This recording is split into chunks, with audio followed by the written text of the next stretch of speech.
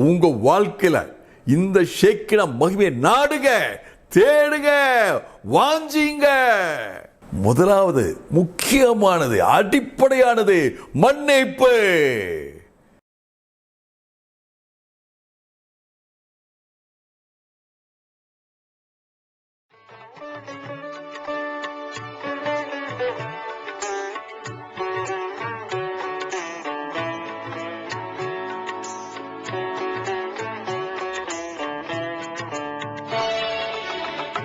இந்த நாட்கள்ல ஜபத்தை பற்றி பார்த்துடுறோம். ஜபமே ஜெயம். என் வாழ்க்கை மாற்றுவதற்கு ஆண்டவர் கொடுத்த ஒரு கருவி ஜபம். ஜபம் செய்தால் என் வாழ்க்கை மாறும். ஜபம் செய்தால் ஆண்டவர் என் வாழ்க்கை மாற்றுவார். நன்மைகள், ஆசீர்வாதம், ஆரோக்கியம், சந்தோஷம் எல்லாத்தையும் நாம் பெற்றுக்கொள்ள முடியும். Praise God. Hallelujah. சாலமோனுடைய ஜபத்தை பார்த்து வர்றோம். நேற்று ராஜாக்கள் புஸ்தகத்தில் பார்த்தோம். இன்னைக்கு அதே ஜபத்தை 4ஆம் புஸ்தகத்தில் பார்க்கிறோம். 2 நாளாகவும் 5ஆம் அதிகாரம், 6ஆம் அதிகாரம், 7ஆம் அதிகாரம், 3 அதிகாரங்களை ரொம்ப டீட்டெயில்டா அருமையாக போட்டிருக்குது. நேற்று நம்ம சில ஆழமான உண்மைகளை பார்த்தோம். அதில் ஒன்று என்னன்னா ஷேக்கினா மகிமை. ஒருவேளை சில பேர் பைபிளை திறந்து பார்த்துருக்கலாம், எங்கே இந்த ஷேக்கினா மகிமை என்ற வார்த்தை சொல்லப்பட்டிருக்குது அப்படின்ட்டு. அப்படி தேடி பார்த்துருந்தீங்கனாலா உங்களால் கண்டுபிடிச்சிருக்க முடியாது. ஏன்னா ஷேக்கினா மகிமை என்ற வார்த்தை பைபிளில் இல்லை. இது யூதர்கள் பழக்கத்தில் சொல்லப்படுற வார்த்தைகள். ஷேக்கினா அப்படின்னா அபைடிங் பிரசன்ஸ், தங்கி இருக்கிற பிரசன்னா. அபைடிங் பிரசன்ஸ், தங்கி இருக்கிற பிரசன்னா. நம்ம ஒன்று புரிஞ்சுக்கணும், ஆண்டவர் எங்கும் இருக்கிறவர். omnipresent, எங்கும் இருக்கிறவர். அவரை பார்க்க முடியாது. invisible God. 2 points. omnipresent, invisible. எங்கும் நிறைந்தவர், பார்க்க முடியாதவர். ஆனா அவருக்கு எங்கெங்க பிரியம் இருக்கோ அங்க அவர் பிரசன்னத்தை காண செய்கிறார். The visible manifestation of the glorious presence of God. எங்கெல்லாம் அவருடைய பிரசன்னத்தை பார்க்க ஜனங்கள் பார்க்க விரும்புகிறாரோ அங்க அவர்களுக்கு தோற்றத்தை கொடுக்கிறார், பிரசன்ஸை கொடுக்கிறார். மேகத்தின் மூலமாக, அக்கினியின் மூலமாக. Praise God. Hallelujah. ஆண்டவருடைய மகிமையை, ஷேக்கினா மகிமையை நேற்று 4-5 சம்பவங்களை சொல்லி பார்த்தோம். உதாரணமாக யாத்திராம் 13ஆம் அதிகாரம், யாத்திராம் 14ஆம் அதிகாரம், லூக்கா 9ஆம் அதிகாரம், லூக்கா 21ஆம் அதிகாரம், இப்படிலாம் சொல்லி பார்த்தோம். இன்னைக்கு ஒரு பகுதியை பார்க்க போகிறோம். யாத்திராமம் 40ஆம் அதிகாரம், யாத்திராமுடைய கடைசி அதிகாரம், யாத்திராம் புஸ்தகத்துடைய கடைசி அதிகாரம், கடைசி 5 வசனங்கள். யாத்திராமம் 34 முதற்கொண்டு 38 வரைக்கும். Exodus 40, 34 to 38. ஒரு அருமையான வசனம். இந்த வசனம் நமக்கு ஷேக்கினா மகிமை என்னன்னு புரிய வைக்கும்.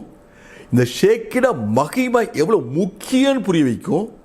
இந்த ஷேக்கின மகிமை வாழ்க்கையில் இருந்துச்சுன்னா என் வாழ்க்கை எப்படி மகிமையா இருக்கும். உங்க வாழ்க்கையில இந்த ஷேக்கின மகிமையை நாடுங்க, தேடுங்க, வாஞ்சிங்க. Praise God. வாசிக்கிறேன். யாத்திராமம் 40:34 எப்படி துவங்குதுன்னா, அப்பொழுது ஒரு மேகம் ஆசாரிப்பு கூடாரத்தை மூடினது. அப்பொழுது எப்ப மோசேக்கு ஆண்டவர் சொன்னார், ஒரு கூடாரத்தை எனக்கு கட்டு. பல விதமான முயற்சிகள், எல்லாரும் சபை முழுவதும் முயற்சி எடுத்து ஒருமனப்பட்டு கூடாரத்தை கட்டுறாங்க.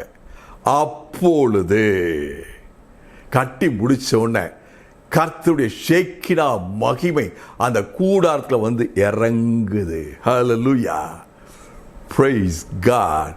இந்த ஷேக்கினா மகிமை தான் யாத்திரை 13 அதிகாரத்தை பார்க்கிறோம். இவங்களை எகிப்திலிருந்து கூட்டி வந்தது, வழிநடத்தி வந்தது. இப்ப கூடாரத்தை வச்சோடனே அந்த கூடாரத்தில் வந்து இறங்கினது. ஒரு மேகம் ஆசரிப்பு கூடாரத்தை மூடினது. கர்த்தருடைய மகிமை வாசஸ்தலத்தை நிரப்பிற்று. filled with the Shekinah glory. தொடர்ந்து அடுத்த வசனம் சொல்லுது, மேகம் அதன் மேல் தங்கியது. நான் பேர சொன்னோம்ல, ஷேக்கினா என்ன அர்த்தம்? அபைடிங் பிரசன்ஸ், தங்குகிற பிரசன்னம். மேகம் அதன் மேல் தங்கி கர்த்தருடைய மகிமையினால அந்த வாசஸ்தலம் நிரம்பிற்று. filled with the Shekinah glory. நேத்து பார்த்தோம், ஆண்டவரை துதித்து வாஞ்சித்து எல்லாரும் ஆலயத்தை கட்டி முடிச்சோடனே ஷேக்கினா மகிமை அந்த ஆலயத்தை நிரப்பிற்று. இங்கேயும் இந்த கூடாரத்தை நிரப்பிற்று. பாருங்க, வாட் a wonderful God. கூடாரத்தை நிரப்பினாரு. சாதாரண கூடாரம், வனாந்தரம். இங்க சாலமோனுடைய ஆலயம் மகிமையாய் கட்டப்பட்ட ஆலயம். கேதுரு மரத்தினாலும் தங்கத்தினாலும் கட்டப்பட்ட ஆலயம். அதையும் நிரப்பினார். God does not give respect to the building. இடத்துக்கு ஆளுக்கு முக்கியத்துவம் கொடுக்கறதில்லை. அந்த வாஞ்ச, அந்த கீழ்ப்படிதல், அந்த அன்பு நிரப்பிற்று. இந்த கூடாரத்தை நிரப்பிற்று. நிரப்ப போது மோசேனால் உள்ள போக முடியல. அங்க சாலமோன் ஆலயத்தில் பார்த்தோம், ஊழியர்கள் ஆசாரியர்கள் ஊழியம் செய்ய முடியல. இங்கேயும் மோசேனால் உள்ளுக்கு போக முடியல. அப்படிப்பட்ட ஒரு பிரசன்ஸ். இந்த பிரசன்ஸ் நல்லா கவனிச்சு பாருங்க. இந்த உங்களுக்கு நீங்க வாஞ்ச இருந்துச்சுன்னா இந்த பகுதியை வாசித்து பாருங்க. 5 வசனங்கள். It's a speaking passage, touching passage, வாழ்க்கையை மாற்றக்கூடியது. இந்த பிரசன்னம், இந்த மேகம் அப்படியே எழுந்திருக்கும் கூடாரத்தை விட்டு, ஆசரிப்பு கூடாரத்தை விட்டு. அப்ப ஜனங்களுக்கெல்லாம் தெரியும், பாளையத்தில் லட்சக்கணக்கான ஜனங்கள் இருப்பாங்க, எல்லாருக்கும் தெரியும் இப்ப மூவ் பண்ண வேண்டிய நேரம். ஹல்லேலூயா, கைடிங் பிரசன்ஸ். ஏன் வாழ்க்கையிலையும் உங்க வாழ்க்கையிலையும் கர்த்தருடைய ஷேக்கினா மகிமை இருந்துச்சுன்னா வழி நடத்தல். எப்ப எதை எப்படி செய்யணும், தடுமாறுறோம்ல, என்ன செய்யணும், எப்ப செய்யணும், தடுமாற்றம் இல்லாதது. இது எழுந்துச்சுன்னா ஜனங்கள்லாம் எழுந்திருப்பாங்க. இந்த இது அசைஞ்சிச்சுன்னா அப்படியே ஜனங்களை மூவ் ஆவாங்க. இதுக்கு நேர் எதிர்மறை. இந்த ஷேக்கினா மகிமை எழும்பலைன்னா யார் இடத்தை விட்டு அசைய மாட்டாங்க. என்ன அர்த்தம்? If God moves, we will move. If God's presence moves, we will move. If God's glory moves, we will move. கர்த்தருடைய மகிமை எங்களோட வரணும், கர்த்தருடைய பிரசன்னம் எங்களோட வரணும், கர்த்தருடைய ஷேக்கினா மகிமை எங்களோட வரணும். நீங்க வரலைன்னா நாங்கள் போக முடியாது. நீங்க வரலைன்னா நாங்கள் போய் பிரயோஜனம் இல்லை. நீங்க வரலைன்னா நாங்கள் போய் எங்க வெற்றி இல்லை. நாடுங்க பிரதர், தேடுங்க பிரதர், வாஞ்சிங்க பிரதர், ஷேக்கினா மகிமை. கடைசி வசனம் வாசிக்கிறேன். இந்த இஸ்ரவேல் ஜனங்க பண்ற எல்லா பிரயாணங்களிலும், ஒவ்வொரு ஸ்டெப்லையும், ஒவ்வொரு ஜேர்னிலையும், உங்களுடைய வாழ்க்கையில் ஒவ்வொரு ஸ்டெப்லையும், உங்க வாழ்க்கை பிரயாணம் முழுவதிலும் லைஃப் லாங் அவருடைய பிரசனம் உங்களோட பிரதேசமாக you can feel, you can they good, அன்னைக்கு அவங்களால பார்க்க முடிஞ்சு. இன்னைக்கு நானும் நீங்களும் அதை உணர முடியும் பிரதேசமாக. Praise God, hallelujah, praise God. Travel with Jesus lifelong. பிரியமானவர்களே, இந்த சாலமோனுடைய ஆலயம் கட்டப்பட்டிருக்குது. பாருங்க, இந்த ஆலயத்தில் கட்டுவதற்காக கேதுரு மரங்கள், விலையுறந்த பொருட்கள், தங்க தகடுக எல்லாம் உபயோகிக்கப்பட்டிருக்குது. ஆனால் கர்த்தருடைய மகிமை இல்லைன்னா அதுக்கு ஏதாச்சும் அர்த்தம் இருக்கா? இல்லை. ஆமென் சொல்லுங்க. தங்கம், கேதுரு மரம், வெள்ளி, அது இது ஏது? கர்த்தருடைய மகிமை இல்லைன்னா அது கட்டிடம். It's just a building. கர்த்தருடைய ஷேக்கிடம் மகிமை இருந்துச்சுன்னா அது மகிமையான தேவாலயம். ஹல்லேலூயா, ஹல்லேலூயா. இந்த கட்டடம் கட்டும்போது எவ்வளோ கேதுரு மரங்கள், எவ்வளவு தங்கம் எல்லாம் சொல்லியிருப்பாங்க. ஆனா கர்த்தருடைய மகிமை வந்தபோது தங்கம் ஒரு பொருள் இல்லை, கேதுரு மரம் ஒரு பொருள் இல்லை. என்ன பொருள்? மகிமை. எல்லாரும் தாள குனிந்து கர்த்தரை பணிந்து கொண்டாங்க.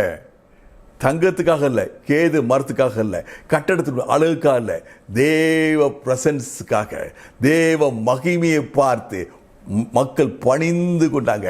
they worshipped God's presence. எனக்குள்ள உங்களுக்குள்ள நிறைய நன்மையான விஷயங்கள் இருக்கும்.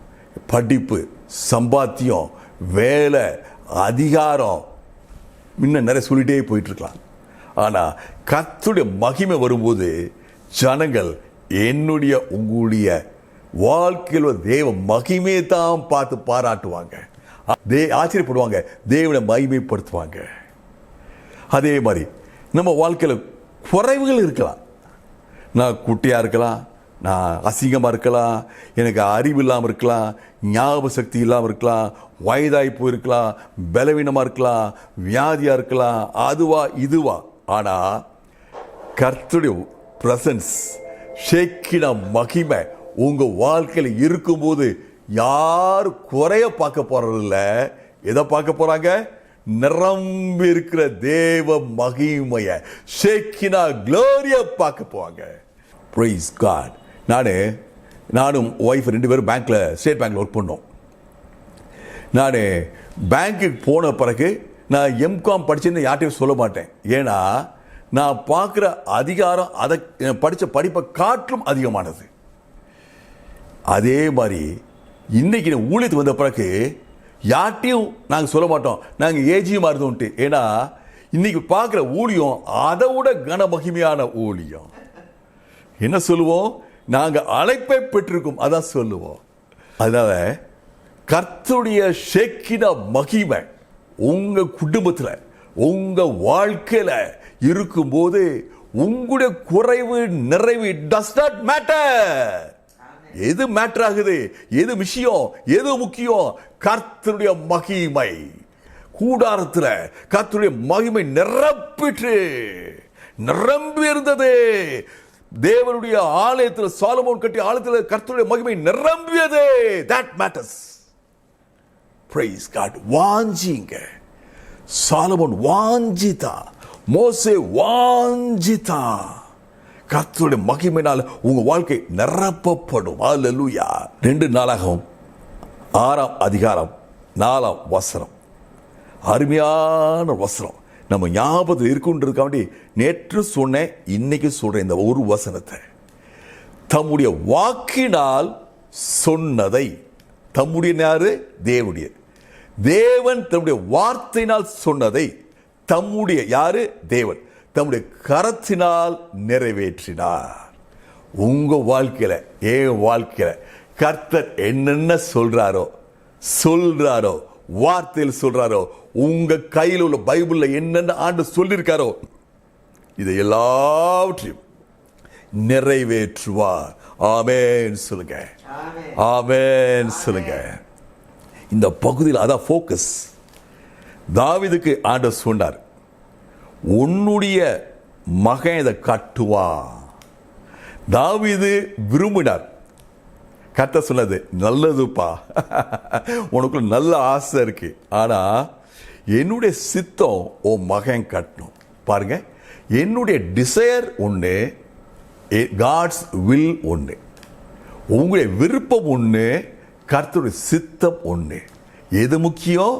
கர்த்தருடைய சித்தா. 1 யோவான் 5ஆம் அதிகாரம் 14-15 வசனம் சொல்லுது, அவர் சித்தத்தின் போடி எதை கேட்டாலும், ஹல்லேலூயா, அவர் நமக்கு செவி கொடுக்கிறார். பிரதர், என்னுடைய விருப்பத்தின்படி அல்ல. சிஸ்டர், உங்க விருப்பத்தின்படி அல்ல. ஒன்று நல்லா புரிஞ்சுக்கணும், நம்ம ஆண்டவர்கள் வந்த பிறகு இயேசு கிறிஸ்து ரத்தத்தால் கழுவிட்ட போது நம்முடைய விருப்பங்கள் மாறியது. அன்னைக்கு வேற எதை விரும்பினோம். ஆண்டவர்கள் வந்த பிறகு, ஆஃப்டர் born again எக்ஸ்பீரியன்ஸ், நம்முடைய விருப்பங்கள் மாறிச்சு. அப்படி இருந்தாலும் நம்முடைய விருப்பத்தை காட்டிலும், நம்முடைய நினைவுகளை காட்டிலும் அவருடைய நினைவுகள், அவருடைய சித்தம், அவருடைய திட்டம், his plan, அது இன்னும் அதிகமானது, இன்னும் உயரமானது. Praise God. ஆண்டவர் அவர் சித்தத்தை சொன்னாரு, உன் மகன் கட்டுவான். அதே மாதிரி இன்னைக்கு இந்த பகுதியில் கட்டி பிரதிஷ்டை ஆகுது. என்ன சொல்றார் சாலமோனே?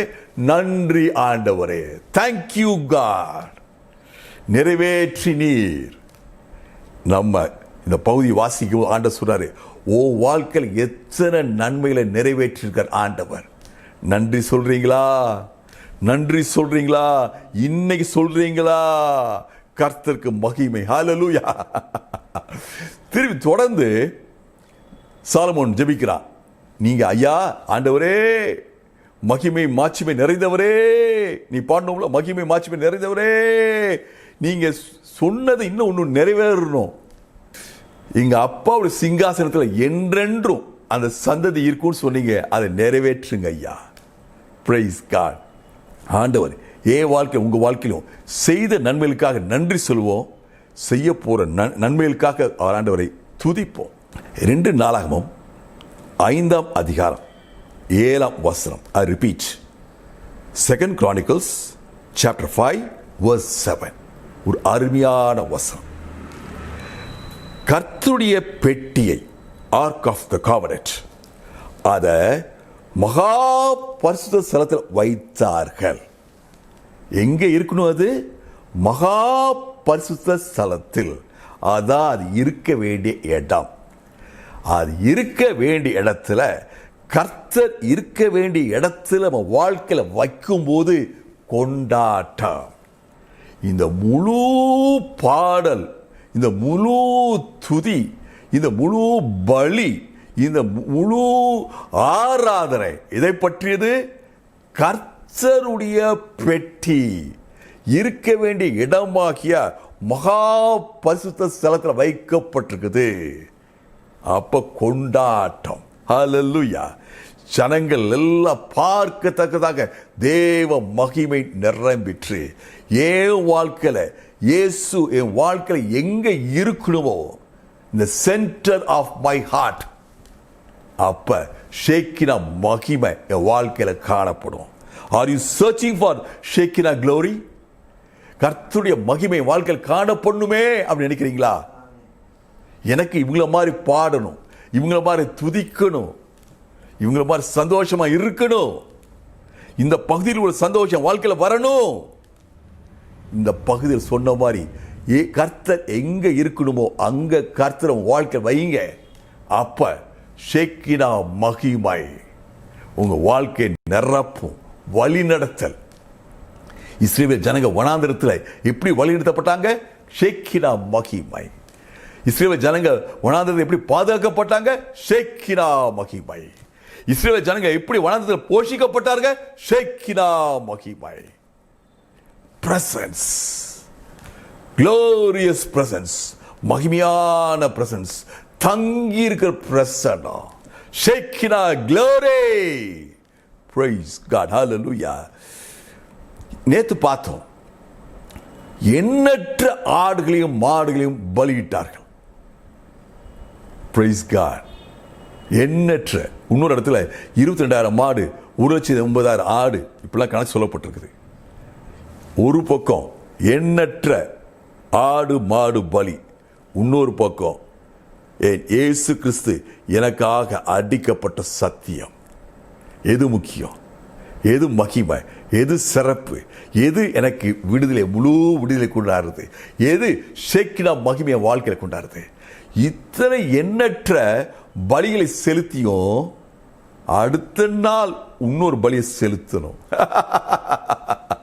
What a glorious life we have. பழைய ஏற்பாட்டுக்கும் கிறிஸ்துவுக்குள் இருக்கிற நமக்கும் எவ்வளோ வித்தியாசம் பாருங்க. அடுத்த நாள் பலி செலுத்தணும். பலி செலுத்தினாலும் பூர்ணமான விடுதலை இருக்கு. ஏதோ கொஞ்சம் விடுதலை பிரதர், ஏதோ கொஞ்சம் நிம்மதி பிரதர், ஏதோ கொஞ்சம் சமாதானம் பிரதர், ஏதோ கொஞ்சம் ஆரோக்கிய சிஸ்டர். இயேசு எனக்காக உங்களுக்காக சிலுவையில் அடிக்கப்பட்டார். தேவ ஆட்டுக்குட்டி, பழுதற்ற ஆட்டுக்குட்டி. சந்தோஷமா இருக்கா உங்களுக்கு? ஷேக்கினா மகிமை வரும். இவங்க பலியிட்ட போது, துதித்த போது, ஜெபித்த போது, பணிந்து கொண்ட போது, தங்களை அர்ப்பணித்த போது, தங்களை சுத்தப்படுத்தி கொண்ட போது ஷேக்கினா மகிமை வந்துச்சு. ஆனா நான் ஆடு மாடை நான் பலியிட வேண்டாம். எனக்காக ஒருத்தர் இயேசு கிறிஸ்து தன்னை தானே சிலுவையில் பலியாக ஒப்பு கொடுத்தார்.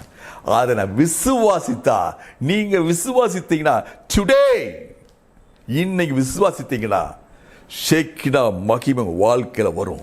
ஒருவேளை நீங்க இடரல் இருக்க வாழ்க்கையில, எனக்கு வழி தெரியலையே, நான் இப்படி செய்யணுமா, நான் அப்படி செய்யணுமா, ஸ்மால் டிசிஷன், பிக் டிசிஷன், சின்ன தீர்மானம், பெரிய தீர்மானம், வழி நடத்தல், ஷேக்கினா மகிமை. Praise God. Hallelujah. இன்னொன்று, தேவாலயம், கர்த்தருடைய தேவாலயம் தேவனுடைய மகிமையான பிரசன்னத்தினால் நிரம்பி இருக்குது. அதே போல என்னுடைய வாழ்க்கையிலையும் தேவனுடைய பிரசன்ஸ் நிரம்பி இருக்கிறது. நான் எம்டி இல்லை பிரதர், சொல்லுங்க. நான் எம்டி இல்லை, ஷேக்கினா மகிமையினால் நிரப்பப்பட்டவன். இயேசு பிறப்பதற்கு சுமார் 1500 வருஷம் முன்பாக அந்த வனாந்தரத்தில் ஒரு கூடாரம், 500 வருஷம் கழிச்சு சாலமோன் கட்டிய மகிமையான தேவ ஆலயம், 2000 வருஷம் முன்பாக இம்மானுவேல். ஹல்லேலூயா. என்னை ஆலயம் ஆக்கிய அந்த Emmanuel. Praise God. What a glorious thing. கர்த்தர் இயேசு கிறிஸ்து என் உள்ளத்தில் இருக்கிறார். நான் எம்டி இல்லை. என் வாழ்க்கையில் இயேசு கிறிஸ்து இருக்கிறார். நான் எம்டி இல்லை. பிரியமானவர்களே, சாலமோன் இந்த பலியெல்லாம் செலுத்திய போது 2 நாளாகமம் 7ஆம் அதிகாரம் 1ஆம் வசனம் சொல்கிறது, கர்த்தர் ஒரு அக்னி அனுப்பிச்சார். அந்த அக்னி அதை எல்லா பலியும் பட்சித்தது. என்ன அர்த்தம்? நீ செய்ததெல்லாம் நல்லது, நான் ஏற்றுக்கொள்கிறேன். கர்த்தருடைய மகிமை அந்த ஆலயத்தை நிரப்பியது. ஜனங்க ராஜாவும் ராஜாக்காகவும் ஜனங்களுக்காகவும் ஏறெடுக்கப்பட்ட ஜபம், அருமையான ஜபம், பியூட்டிஃபுல் பிரேயர். அதுல விசேஷம்னா முதல் விண்ணப்பமே மன்னிப்பு, பாவ மன்னிப்பு. பாருங்க இவ்வளோ அருமையா இருக்கு. இதான் சாலமோன ஞானமுள்ள மனுஷன் சொல். ஆண்டவரே எங்களை மன்னியுங்க. இந்த ஆலயத்தில் நாங்கள் ஜெபிக்கும் போது உமது கண்கள் இந்த ஆலயத்தை நோக்கி பார்க்கணும். எங்க ஜபங்களெல்லாம் நீங்க கேட்டு கேட்டுக்கொள்ளணும் ஐயா. Your eyes must see, your ears must hear, and you must answer. பாருங்க, கண்கள் பார்த்து காதுகள் கேட்டு பதில் கிடைக்கணும். முதலாவது முக்கியமானது, அடிப்படையானது மன்னிப்பு. நல்லா புரிஞ்சுக்கணும். சாலமோன் அருமையா இந்த பகுதியில் சொல்ற வாசித்து பார்க்கும்போது, பாவம் செய்யாத மனுஷன் ஒருவனும் இல்லை. ரோமர் 3:23 முதலே சொல்லிட்டார் அவரு. எல்லாரும் பாவம் செய்து குறைவுள்ளவர்களா இருக்கும். அது மட்டுமல்ல, நம்ம நிறைய பேர் நிறைய நேரம் என்ன பண்றோம், ஒரு எண்ணம் என்ன தெரியுமா? I was washed by the blood of Jesus. I was washed by the blood of Jesus. நான் இயேசுவின் இரத்தத்தால, அந்த வருஷம் சொல்லுவாங்க 1044, 1085 இப்படி வருஷம் சொல்லுவாங்க. அதுக்கப்புறம் நான் தினமும் கழுவப்பட வேண்டும். ஹல்லேலூயா.